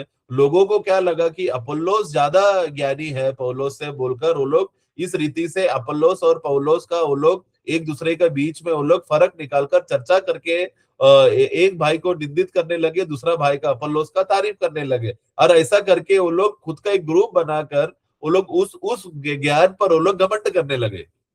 അപ്പോൾ 7-ാം വാക്യത്തിൽ വായിക്കുമ്പോൾ ലവോദിക്ക സഭയെ പോലെ ആത്മീയമായിട്ട് ഒന്നുമില്ല, പക്ഷെങ്കിൽ ബോസ്റ്റ് ചെയ്യുക. അവന്റെ 7-ാം വാക്യത്തിൽ നിന്നെ വിശേഷിപ്പിക്കുന്നത് ആർ? ലഭിച്ചതല്ലാതെ എന്തുള്ളൂ? ലഭിച്ചതെങ്കിലോ ലഭിച്ചതല്ല എന്ന പോലെ പ്രശംസിക്കുന്നത് എന്ത്? കാരണം നിങ്ങൾ എന്തോ ദൈവം തന്ന കൃപയെ നമ്മൾ യഥാർത്ഥമായി മനസ്സിലാക്കാതെ ഞങ്ങൾ സ്വയം സ്കോളറാന്ന് പറഞ്ഞ് അവർ സ്വയം പ്രശംസിക്കുമ്പോൾ പൗലോസ് ചോദിക്കുകയാണ്, നിങ്ങൾക്ക് ലഭിച്ചതല്ലാതെ എന്തുള്ളൂ? നിങ്ങൾ ബോസ്റ്റ് ചെയ്യുന്ന എന്താണ്? ഇങ്ങനെ ബോസ്റ്റ് ചെയ്യുന്ന വിശ്വാസികളും കൊരിന്ത സഭയിൽ ഉണ്ടായിരുന്നു. तो इसे वो लोग स्वयं घमंड करने लगे। वाक्य 7 में वो लोग ने, क्योंकि तुम में और एक दूसरे में भेद करते हो और तेरे पास क्यों नहीं है एक दूसरे के, तुमने नहीं, बल्कि तेरे पास क्या है जो तुमने नहीं पाया, और जबकि तुमने पाया है तो ऐसे घमंड क्यों करते हो कि मानो तुमने नहीं पाया। तो वो लोग एक दूसरे के लोग इस रीति से जो पाए हुए लोग हैं बोलकर, जो ज्यादा ज्ञानी है बोलकर, जो ज्यादा शब्दों को इस्तेमाल कर कर हम लोग ज्यादा बुद्धिमान है बोलकर, ऐसा बोलकर वो लोग घमंड करते थे। परंतु पौलोस फिर उन लोग को बता रहा है कि तुम लोग क्या पाए, जो पाया है वही तुम लोग बोल सकते हो और कर सकते हो, जो नहीं पाया है वो नहीं तुम लोग बोल सकते हैं। इसमें घमंड करने की कोई आवश्यकता नहीं है। ഈ 5-ാം അധ്യായത്തിൽ വായിക്കും, നമ്മൾ വളരെ ഷോർട്ട് സമയം കുറഞ്ഞത് കൊണ്ട് വളരെ ഷോർട്ടായിട്ട് പറയുകയാണ്. 5-ാം അധ്യായത്തിൽ വരുമ്പോൾ 5वां अध्याय में നിങ്ങളുടെ ഇടയിൽ ദുർനടപ്പുണ്ട്, तुम्हारे बीच में व्यभिचार है। നമ്മളിപ്പോ ആ കാര്യം നമുക്കറിയാം. तो ये बातें हमको मालूम है। ഇനി 6-ാം അധ്യായത്തില് 6वां अध्याय में വിശ്വാസികള് ഒരു വിശ്വാസി വേറൊരു വിശ്വാസിക്ക് എതിരായിട്ട് കോടതി കേസ് കൊടുക്കുകയാണ്. एक विश्वासी दूसरे विश्वासी के खिलाफ कोर्ट में जाकर, न्यायालय में जाकर वो लोग ने केस किया। 6-ാം അധ്യായത്തിന് 1-ാം വാക്യം, നിങ്ങളിൽ ഒരുത്തന് മറ്റൊരുത്തനോട് ഒരു കാര്യമുണ്ടെങ്കിൽ വിശുദ്ധന്മാരുടെ മുമ്പാകെ അല്ല അഭക്തന്മാരുടെ മുമ്പിൽ വ്യഭിചാരത്തിന് പോകുവാൻ തുനിയുന്നുവോ? उसका पहला वाक्य में है, क्या तुम में से ऐसा कोई ये हियाव है कि जब दूसरे के साथ झगड़ा हो तो तुम फैसले के लिए अधिकारियों के पास तुम लोग चले गए और पवित्र लोगों के पास नहीं गए। ഇനിയും നമ്മള് 7-ാം അധ്യായത്തിലേക്ക് വരുമ്പോൾ നമ്മളിത് ഈ അധ്യായങ്ങളെല്ലാം വായിക്കുമ്പോൾ നമുക്കത് വിശദമായിട്ട് അറിയാം. तो ये सब नीचे नीचे पढ़ते समय में वो लोग किस रीति से दुनिया के अधर्मियों के पास जाकर वो लोग न्याय के लिए गया करके वो अध्याय में हम पढ़ते हैं एक बात है। ഇങ്ങനെയൊക്കെ ചെയ്യുന്നത് കൊണ്ട് കുഴപ്പമില്ല, നിങ്ങൾ കർത്താവ് വരുമ്പോൾ പോകുമെന്ന് പറഞ്ഞ് അവരെ ധൈര്യപ്പെടുത്തുകയല്ല, വളരെ കഠിനമായ ശാസനകളും ഡിസിപ്ലിനും ഒക്കെ എടുക്കുന്നുണ്ട് പൗലോസ്. നമ്മളത് മനസ്സിലാക്കണം. इसके लिए प्रियो एक गलत फहमी में नहीं रहना, ऐसा प्रकार के विश्वासी लोग रहेगा तो भी चलेगा, हम लोग उठा लिए जाएंगे बोलकर ऐसा पौलोस शारीरिक विश्वासी बनने के लिए प्रोत्साहन नहीं कर रहा है, बल्कि हर एक अध्याय में इस प्रकार का गिरावटी स्वभाव दिखाने वाले विश्वासियों को अच्छे से वो अनुशासन कर उनको सही रास्ते में आने के लिए, मन फिरने के लिए बोल रहा है। तो ये गलत रास्ते में चलने का प्रोत्साहन नहीं है ये। എന്നാൽ ഇവര് നമ്മളെ 2 കോരിന്തിൽ വരുമ്പോൾ ഇവര് മാനസാന്തരപ്പെടുന്നുണ്ട്, യഥാസ്ഥാനപ്പെടുന്നുണ്ട്. പക്ഷെ 2-ാം കോരിന്തിലല്ല ഇത് പറയുന്നത്. നാം എല്ലാവരും 1 കോരിന്തിലാണ് പറയുന്നത്. तो दूसरा कोरिन्थी का पुस्तक में जब पढ़ते समय में हम देखते हैं कि यहाँ पर जो पौलुस ने जो जो सुझाव दिया था भाइयों को सुधरने के लिए, वो दूसरा कोरिन्थी में आकर सब लोग सुधरने का स्वभाव को वहां पर हम देखते हैं। परंतु हम दूसरा कोरिन्थी नहीं पढ़ रहे, हम लोग पहला कोरिन्थी पढ़ रहे, क्योंकि पहला कोरिन्थी में पौलुस ने लिखा है कि हम सब उठा लिए जाएंगे। ഇനി 7-ാം അധ്യായത്തിലേക്ക് നമ്മൾ വരുമ്പോൾ 7वां अध्याय में വിവാഹത്തിനോടുള്ള ബന്ധത്തിൽ ബഹുഭാര്യത്വം അനിവാര്യമാണോ അല്ലെങ്കിൽ അത് സാധ്യമാണോ, പിന്നെ അതിനോടുള്ള ബന്ധത്തില് അവർ എഴുതി ചോദിച്ച കാര്യങ്ങളുടെ വിശദീകരണമാണ് 7-ാം അധ്യായത്തിൽ പറയുന്നത്. तो शादी विवाह के विषय में बोला गया वहां पर है अध्यायों में, और उसके बाद जो जो उन लोग के बीच में उन लोग ने पौलुस को पर्सनली सवाल पूछा था, वो सवाल का जवाब पौलुस वहां पर विवाह संबंध में बोल रहा है। ഇനി 8-ാം അധ്യായത്തിലേക്ക് വരുമ്പോൾ 8वां अध्याय में വിഗ്രഹാർപ്പിതം തിന്നുന്ന വിഷയമാണ്. जो मूर्ति पूजा को दिया हुआ वस्तुओं को खाने के विषय में है। അപ്പൊ നമുക്ക് അതെല്ലാം നമുക്ക് അറിയാവുന്നതാണ്. കാരണം എന്തുകൊണ്ടാണ് ഇതെല്ലാം ഓരോ അധ്യായത്തെയും പറയാം, 14 അധ്യായങ്ങളിലും ഇവരുടെ ചുറവുകൾ ചൂണ്ടിക്കാട്ടിക്കൊണ്ട് 15 ഒരേ സമയത്ത് എഴുതുകയാണ് ലേഖനം എഴുതുന്നത്. इस रीति से 14 अध्याय तक एक एक भाइयों का, उधर के कोरिन्थियों मंडली का, कलीसिया का एक एक कवियों को दिखाकर है 15वां अध्याय में वो एक साथ लिखकर बोल रहे हैं कि हम सब उठा लिए जाएंगे। അപ്പൊ 15-ാം അധ്യായത്തിൽ അങ്ങനെ ഒരു പാർഷ്യൽ റാപ്ചർ ഉണ്ടെങ്കിൽ അദ്ദേഹം പറയണമായിരുന്നു, ദൈവത്തിന്റെ ആത്മാവ് അവിടെ വെളിപ്പെടുത്തണമായിരുന്നു. എന്താണ് സഹോദരന്മാരെ, ഇങ്ങനെയുള്ള സഹോദരന്മാരാരും കർത്താവ് വരും പോകുകയില്ല, ജയാളികൾ മാത്രമേ പോവുകയുള്ളൂ എന്ന് പറയേണ്ട സ്ഥാനത്ത് അത് പറയാതെ നാം എല്ലാവരും എന്ന് പറയുന്നത് കൊണ്ട് നമുക്ക് രക്ഷിക്കപ്പെട്ട വീണ്ടും ജനനം പ്രാപിച്ച സാർവത്രികമായ സർവ്വസഭ അല്ലെങ്കിൽ ആഗോളമുള്ള സകല സഭകളിലും, ഇനി കത്തോലിക്ക സഭയിലാണെങ്കിൽ പോലും വീണ്ടും ജനിച്ച വിശ്വാസികൾ ക്രിസ്തുവിന്റെ റാപ്ചറിൽ എടുക്കപ്പെടും എന്ന് നമുക്ക് വസ്തുപരമായി വളരെ വ്യക്തമായിട്ട് നമുക്ക് മനസ്സിലാക്കാൻ കഴിയും. വീണ്ടും ജനിച്ചിരിക്കണം, നമ്മളെ പേരിൽ വിശ്വാസി ആയതുകൊണ്ടോ സ്ഥാനപ്പെട്ടത് കൊണ്ടുള്ള കാര്യമല്ല പറയുന്നത്. വീണ്ടും ജനനം, ഹോളി സ്പിരിറ്റിനാൽ വീണ്ടും ജനിച്ച എല്ലാ വിശ്വാസികളും കർത്താവിന്റെ വരവിൽ എടുക്കപ്പെടും. तो इस रीति से विश्वासी लोग अलग अलग शारीरिक स्वभाव से जीकर 14 अध्याय तक एक एक विश्वास स्वभाव के विश्वासी लोगों को बता रहा है कि कैसा कैसा शारीरिक विश्वासी कैसा कैसा प्रकार का है बोलकर 15 अध्याय में आते समय में अगर आधा विश्वासी लोग उठा लिया जाएंगे करके ये उपदेश अगर सच है, तो फिर पौलुस 15 अध्याय में क्या बोलना चाहता है? इसलिए है भाइयों, अभी तक 14 अध्याय तक जितने भाई लोगों ने जो गलत रीति से जिया है वो लोग सब उठा लिया नहीं जाएंगे। जो जयवंत और आत्मिक है, सच्चाई रीति से जी रहे, वही लोग उठा लिए जाएंगे करके ऐसा आत्मा बोलना चाहिए था। परंतु आत्मा वैसा ना बोलते हुए वचन ये क्या कहता है कि हम सब लोग उठा लिए जाएंगे करके उस विषय में है प्रभु ने ज्यादा मूल्यता रखा गया है। इसके लिए वो विश्वासी लोग का कारण, विश्वासी लोग को देखते समय में वो विश्वासी लोग जिस दशा में, भले वो लोग कैसे भी दशा में क्यों ना हो, जो प्रभु का जब तुरही फूकी जाएगी, नया जन्म पाया हुआ विश्वासी है तो वो पक्का उठा लिया जाएगा। भले वो रोमन कैथोलिक में हो या कोई भी प्रकार का संगठन में हो, नया जन्म आधार है विश्वासी को उठा लिए जाने का कारण। उसके बाद रहेगा प्रभु उसको प्रतिफल देगा। 9-ാം അധ്യായത്തിൽ വരുമ്പോൾ പൗലൂസിന്റെ അപ്പോസ്തലത്വം ചോദ്യം ചെയ്യപ്പെടുകയാണ്. 9वां अध्याय में हम पढ़ते हैं कि पौलुस का जो प्रेरित जो होने का जो पद को उसको वो लोग ने सवाल उठाया। അതിന് 9-ലെ 2-3 വാക്യങ്ങൾ വായിക്കുമ്പോൾ तो पौलुस उसका 2 और 3 में पढ़ते हैं हम, മറ്റുള്ളവർക്ക് ഞാൻ അപ്പോസ്തലൻ അല്ലെന്ന് വരികിൽ എങ്ങനെയെങ്കിലും നിങ്ങൾക്കാകുന്നു, കർത്താവിൽ എന്റെ അപ്പോസ്തലത്വത്തിന്റെ മുദ്ര നിങ്ങളല്ലയോ എന്നെ വിധിക്കുന്നവർ. അപ്പൊ പൗലോസ് അവിടെ സഭയിൽ ഇദ്ദേഹം യഥാർത്ഥ അപ്പോസ്തലൻ അല്ല എന്ന് പറഞ്ഞ് കള്ള അപ്പോസ്തലനാണെന്ന് പറഞ്ഞ് അത് 2 കോരിന്ത്യർ എഴുതിയിട്ടുണ്ട്. പറഞ്ഞ് അപ്പോസ്തലനെ നിന്ദിക്കുകയും അവമാനിക്കുകയും ചെയ്ത വിശ്വാസികൾ കൊരിന്ത്യരുണ്ട്. പക്ഷേ പൗലോസ് അവരെ തള്ളിക്കളയാതെ അവരെയും ചേർത്താണ് പറയുന്നത്, കർത്താവ് വരുമ്പോൾ സഹോദരന്മാരെ നമ്മൾ എല്ലാവരും എടുക്കപ്പെടും.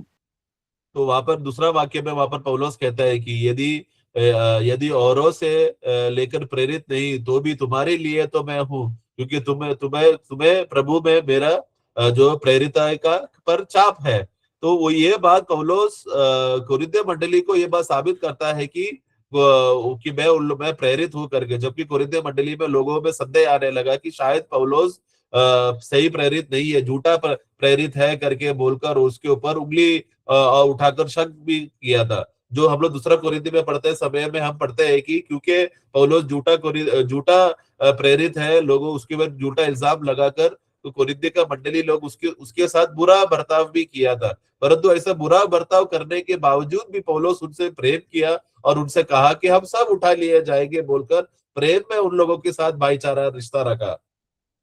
ഇനി 10ാം അധ്യായത്തിൽ വരുമ്പോൾ 10वां अध्याय में കർത്തൃമേശയിലുള്ള ഓർഡർ ഇല്ലായ്മ, प्रभु അതാണ് में 10ാം അധ്യായത്തിലേക്ക്. നിങ്ങൾ 10ാം അധ്യായത്തിൽ 21, 22 നിങ്ങൾ കർത്താവിന് കോപം ജനിപ്പിക്കുകയാണോ, കർത്തൃമേശ പ്രോപ്പറായിട്ട് വിവേചിച്ച് വേണ്ടതുപോലെ ചെയ്യാത്തത് അതിനോടുള്ള ബന്ധത്തിലാണ്.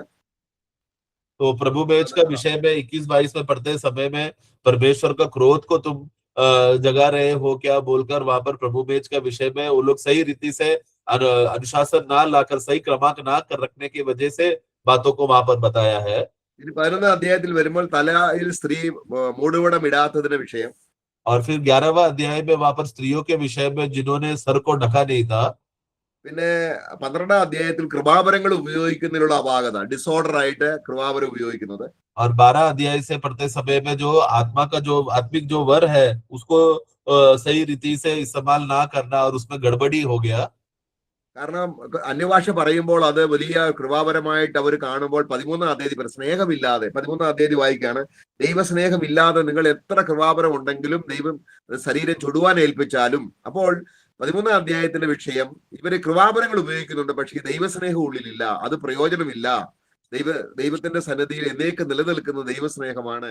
ഭാഷാപരം നിന്നുപോയപ്പം അപ്പോൾ കൃപാപരങ്ങളുടെ ദുരുപയോഗവും നമ്മള് ജാതീയ കൾച്ചറിലുള്ള അന്യഭാഷയും സഭയിൽ കൊണ്ടുവന്ന് അവിടെ ഡിസോർഡർ വന്നപ്പോൾ കൃപാപരങ്ങൾ ഉപയോഗിക്കുന്നതിനെ കുറിച്ചും അതിനോടുള്ള ബന്ധത്തിലുള്ള കാര്യം സ്നേഹത്തിലായിരിക്കണം. സ്നേഹത്തിൽ നിറഞ്ഞെങ്കിൽ മാത്രമേ ശരിയായിട്ടുള്ള കൃപാപരങ്ങൾ ഉണ്ടാവുകയുള്ളൂ. അവിടെ നിങ്ങൾ എല്ലാവരും അന്യഭാഷ പറയുന്നോ, എല്ലാവരും അപ്പോസ്തലന്മാരോ, എല്ലാവരും. അപ്പൊ അങ്ങനെ പൗല ചോദ്യങ്ങൾ ചോദിച്ചുകൊണ്ട് അവരെ ബോധ്യപ്പെടുത്തുകയാണ്.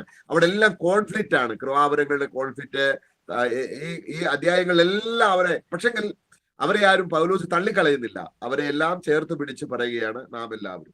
तो 13 अध्याय में आते समय में वहां पर कोरिन्थी मंडली का हालत को हम देखते हैं कि वो लोग ने जो आत्मिक वर है, आत्मा से दिया हुआ वरदानों को या खास रीति से अन्य भाषा को वो लोग ने ज्यादा मूल्य रखकर प्रभु के प्रेम से वो लोग दूर हो गए। तो वो लोग दानों पर वो लोग ने ज्यादा मूल्यता रखकर गौर घमंड और प्रशंसा करने लगे कि हम लोग सब लोग अन्य भाषा में बात करते हैं बोलकर दानों को पकड़कर, जो असली बात है, जो प्रेम है, प्रेम में होना चाहिए, क्रमांक में होना चाहिए करके इस बात से वो लोग भूलकर मंडली में फूट और झगड़ा होकर एक डिसऑर्डर रीति से वहां पर आया। तो पौलुस वहां पर उनको बोल रहा है कि हम सब करते समय में प्रेम में हमें करना है, क्योंकि प्रेम नहीं तो हम अपने शरीर को जला भी देगा तो भी उसमें कुछ फायदा नहीं है बोलकर इस रीति से वहां पर पौलुस 13 अध्याय में एक एक सवाल पूछ रहा है। क्या सब लोग प्रचार कर सकते हैं क्या सब लोग अन्य भाषा बोल सकते हैं क्या सब लोग प्रेरित है क्या बोलकर लोगों को सवाल पूछ कर लोगों के अंदर उनका अवस्था क्या है करके उन लोगों को बताकर सही अवस्था में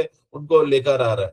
तो इस रीति से है वो कोरिन्थी मंडली का हालत ऐसा होने पर पौलुस वहां पर समझा रहा है कि हमें कृपा आत्मिक वर्ष से ज्यादा प्रेम में हमें बना रहना है करके लोगों को बोलकर कर रहा है। तो ये ऐसा गड़बड़ी वो लोग कलीसिया में लाते समय में ये जो गड़बड़ी कर रहा है उनको मंडली से निकालो करके ऐसा नहीं बोल रहा, तो भी उन लोग को प्रेम में रखकर उनका कमजोरियों को समझकर उनको प्रेम में बढ़ाने के विषय में था पौलुस यत्न किया।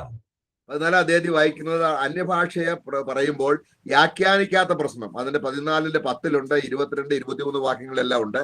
അന്യഭാഷ ഒരാൾ പറഞ്ഞാൽ വ്യാഖ്യാനിക്കണം, അങ്ങനെ ഒരു ക്രമം കൊരിന്തിലില്ല. ആ ക്രമത്തിലേക്ക് അവരെ കൊണ്ടുവരികയാണ്. അപ്പോൾ 14ാം അധ്യായം വരെയും വിവിധ വിഷയങ്ങൾ, നമ്മൾ ഇതിനകത്ത് പറയപ്പെടാത്ത വിഷയങ്ങളും ഉണ്ട് കേട്ടോ, പക്ഷെ ഇതെല്ലാം ചേർത്താണ് 15ാം അധ്യായത്തിന്റെ 52 സഹോദരന്മാരെ ഒരു മർമ്മം ഞാൻ പറയാം, നാം എല്ലാവരും. तो 14 अध्याय में वाक्य 10 और 21-22 में पढ़ते समय में पौलुस खास रीति से बोलते हैं कि तुम लोग जब अन्य भाषा बोलते समय में उसका तुम लोग उसको ट्रांसलेट करना या क्या बोला है करके उसका सही अर्थ बताना, न तो अन्य भाषा नहीं बोलना करके पौलुस वहां पर लोग विश्वासियों को बोलता है। तो इस रीति से पूरा 14 अध्याय जब पढ़ते समय में और भी विषय है इसमें, परंतु ये सब विषयों को लेकर है पौलुस वहां पर कोरिन्थी मंडली का हालत को देखकर और उनका भाइयों का दुर्दशा को देखकर, तो भी पौलुस वहां पर क्या बोलता है 1 कोरिन्थी 15:51 में कि देखो भाइयों की हम सब लोग उठा लिए जाएंगे, हम सब लोग बदलेंगे करके पौलुस वहां पर कहता है। 3ാം അധ്യായത്തിൽ വളരെ കൃത്യമായിട്ട് പറയുന്നുണ്ട്, മരം പുല്ല് വൈക്കോല് കൊണ്ട് നിങ്ങൾ എന്തെങ്കിലും പണിതാൽ, ചുമ്മാ ആവശ്യമില്ലാത്ത കാര്യങ്ങൾ സഭയിൽ കൊണ്ടുവന്ന് നിങ്ങളെ തന്നെ ബോസ്റ്റ് ചെയ്താൽ ക്രിസ്തുവിന്റെ ന്യായാസനത്തിൽ ചോദ്യം ചെയ്യപ്പെടും, നിങ്ങളുടെ പ്രവൃത്തിയെല്ലാം ബന്ധുപോകും, താനോ രക്ഷിക്കപ്പെടും, പക്ഷെങ്കിൽ തീയിൽ എന്ന പോലെ. ആ വാണിംഗ് നമ്മൾ വളരെയധികം ശ്രദ്ധിക്കണം. इसलिए खास रीति से तीसरा अध्याय पढ़ते समय में 12 से पढ़ते समय में वहां पर स्पष्ट रीति से पौलुस वहां पर बोल रहे हैं कि तुम लोग जब बांधने का काम करते समय में यदि तुम लोग ने लकड़ी घास भूसा अगर लाया है तो तुम्हारा काम जल जाएगा। तुम लोगों का काम वैसा, इसलिए वैसा ना हो। तुम लोग ने जो भी अभी तक जो तुमने सेवा किया है मसीह में, लकड़ी घास भूसा इकट्ठा कर रहा है तो तुम्हारा काम जल जाएगा, तुम लोग निष्फल हो जाओगे, प्रयोजन नहीं होगा बोलकर उन लोगों को चेतावनी भी दे रहा है। तो ये बात भूलना नहीं। അപ്പൊ ക്രിസ്തു ഒരു സഭയെ വീണ്ടെടുത്തപ്പോൾ മുഴുവൻ മനുഷ്യനെയും വില കൊടുത്തു വാങ്ങി. അപ്പൊ ക്രിസ്തുവിന്റെ രക്തത്തിന്റെ മഹത്വം കൊണ്ടും അവന്റെ വീണ്ടെടുപ്പിന്റെ പ്രാണൻ വേദനിച്ചത് കൊണ്ടും നമുക്ക് വേണ്ടി ക്രിസ്തു ക്രൂശിൽ അനുഭവിച്ച വേദനയും കണ്ണുനീരും കഷ്ടതയും പ്രാർത്ഥനയും ഇപ്പോൾ നമുക്ക് വേണ്ടി മഹാപുരോഹിതനായിരിക്കുന്നത് കൊണ്ടും ഒരു വിശ്വാസി രക്ഷിക്കപ്പെട്ടതിനു ശേഷം അവൻ ആത്മീയനല്ലെങ്കിൽ പോലും കർത്താവ് വരുമ്പോൾ എടുക്കപ്പെടുന്ന വസ്തുതയെ കുറിച്ചാണ് നമ്മൾ ഇന്ന് ചിന്തിച്ചത്. അത് കർത്താവ് നമ്മളോട് കരുണ കാണിച്ചിരിക്കാൻ സ്തോത്രം. इसके लिए प्रभु ने हमारे ऊपर इतना बड़ा दया दिखाकर उसका क्रूस का बलिदान के द्वारा जो हमारे लिए लहू बहाया है, उस बहाने की वजह से हम सबको प्रभु ने जो नया जन्म पाए हुए हर एक विश्वासियों को, भले वो विश्वासी आत्मिक हो या ना हो, सही रीति से चाल चलन चल रहा है ना हो, प्रभु का बहुत बड़ा दया है वो सभी विश्वासियों के ऊपर जिनका नया जन्म हुआ है कि प्रभु का आगमन में प्रभु सभी विश्वासियों को प्रभु उठाएगा और लेकर जाएगा और हम सब लोग एक दिन बादलों में हम लोग उठा लिया जाकर प्रभु की उपस्थिति में रहेंगे। इतना बड़ा दया प्रभु ने हमको दिखाया है बोलकर प्रभु को हम सब लोग धन्यवाद करें।